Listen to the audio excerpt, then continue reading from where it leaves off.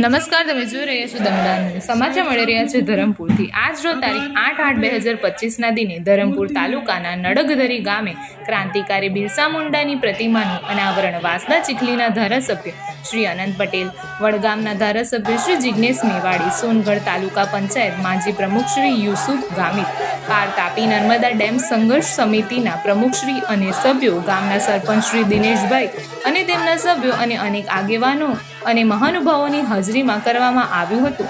જ્યાં તારીખ 14/8/2025ના દિને ધરમપુર ખાતે પાર તાપી રિવર લિંક નર્મદા પ્રોજેક્ટનો વિરોધમાં મહારેલીમાં મોટી સંખ્યામાં આવવા માટે આહવાન પણ કરવામાં આવ્યું હતું.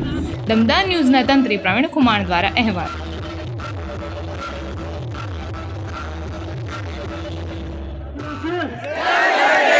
આદિવાસી જોરથી બોલો ને તો વાયરમાં કરંટ નહીં હોય ને તો આ લોકો કપડા ઝુકાવે આપણા પર. જય આદિવાસી. ખૂબ મોટી સંખ્યામાં અહીંયા આપણા ક્રાંતિકારી બિરસા મુંડા પ્રતિમાનું અનાવરણ નિમિત્તે મારા જેવા હજારો યુવાનોને પાર તાપી રિવર લિંક યોજનામાં એક મંચ આપી અને અન્યાય સામે બોલનાર કરનાર એવા વાંસદા ચીખલીના ધારાસભ્ય અનંતભાઈ પટેલ સાહેબ વડગામથી પધાર્યા છે.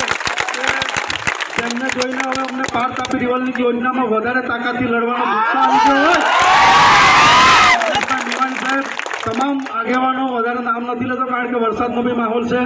મારે તમને આજે પૂછવું છે, આ લોકો દરેક વખતે અન્યાય અલગ અલગ પ્રોજેક્ટો લાવે છે. પહેલાં ભારતમાલા લાવ્યા નેશનલ 56, 2022માં પાર તાપી રિવર લિંક યોજના. આ જળ જંગલ કોણ છે? આ જળ જંગલ જમીન આપણી માં છે ને, આપણી માં છે ને. લગભગ નાલાયક લોકો આપણા માના દાવણ પર હાથ નાખતું હોય તો શું કરવાનું? શું કરવાનું? હાથ જળમૂળથી કાપી નાખવાની. જિજ્ઞેશ મેવાડી સાહેબ વડગામથી આવ્યા છે ત્યારે તમને મારે એક વાત કરવી છે. 2022માં જિજ્ઞેશભાઈને ઓડિશા ઉચી ગયેલા અને એમને પોલીસની ગાડીમાં અમે જોયેલા. એમણે એક જ ઇશારો કરેલો, ચૂકેગા નહીં. 14 તારીખે ખબર પડી જશું આદિવાસી કોણ છે. એ લોકોએ બિરસા મુંડાને તો 26 વર્ષની ઉંમરે શહીદ કરી દીધા, પણ અમે શહીદ થવાવાળા નથી. તમે આવ્યા તો તમને શહીદ કરી નાખ્યા. સત્તામાં બેઠેલ અધિકારીઓ, અમુક અધિકારીઓને મારે કહેવું છે, બધા નથી કારણ કે બધા તો આપણને સહકાર આપે છે.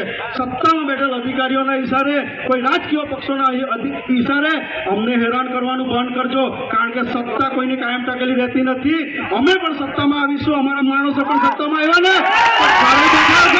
રિટાયર થઈને ઘરે બેઠા હશે ને ત્યાંથી શોધીને લાવીશું. વાત કરવા આવ્યો છે,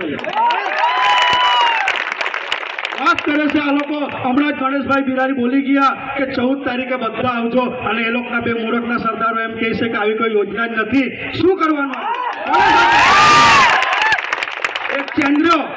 એક ચેન્દ્રો તે દિવસે કાળુભાઈ કહેતા હતા, એક ચેન્દ્રો જૂઠું બોલે અને અનંતભાઈ સાહેબ બીજું એક નામ આપેલું. સાહેબે તમને યાદ છે શું નામ આપેલું? ઓગલી. એ આપણને લલ્લુ બનાવવાનો ધંધા કરે. આદિવાસી સમાજ ભણેલો ગણેલો છે. અમે પણ ડિપ્લોમા ડિગ્રી એન્જિનિયર છે. તમારા જેવા 8 પાસ અને અભણ નથી. વાત અન્યાય હશે ને તો હંમેશા તાકાતથી બોલીશું. પછી સામે કોઈ પણ હોય, કારણ કે મારો સમાજ કોઈ દિવસ ઝૂક્યો નથી કોઈના સામે. આપણે તો ક્રાંતિકારી બિરસાના વંજક છે. આપણે શા માટે ઝૂકવાનું? સાથે મારે યુવાનોને કહેવું છે, અહીંયા ખૂબ મોટી સંખ્યામાં આવ્યા છે ત્યારે, કે આપણા વિસ્તારમાં હવે સુસાઇડ કરવાની એક ફેશન જેવી બની ગઈ છે કે કંઈક એવું થાય એટલે આપણા યુવાનો યુવતીઓ સુસાઇડ જ કરી લે. પરંતુ મારે આજે યુવાનોને એક સંદેશો આપવો છે કે આવી કોઈ બી સમસ્યા આવે તો આપણા ધારાસભ્યો છે, ડૉક્ટર છે, અનેક આગેવાનો છે, એમનો સંપર્ક કરો. પણ આવું કોઈ પણ ખોટું પગલું ન ભરતા કારણ કે દરેક સમસ્યાનું એક ઘણું સમાધાન હોય છે.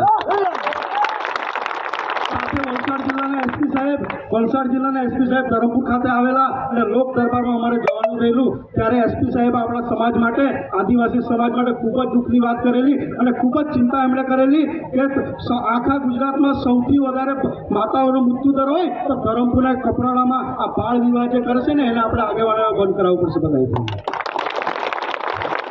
એક વાત કરીને મારી વાત પૂરી કરીશ.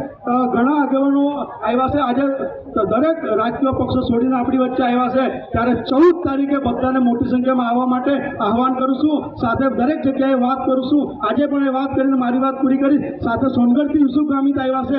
મારે એમના વિશે 2 શબ્દ કહેવું હોય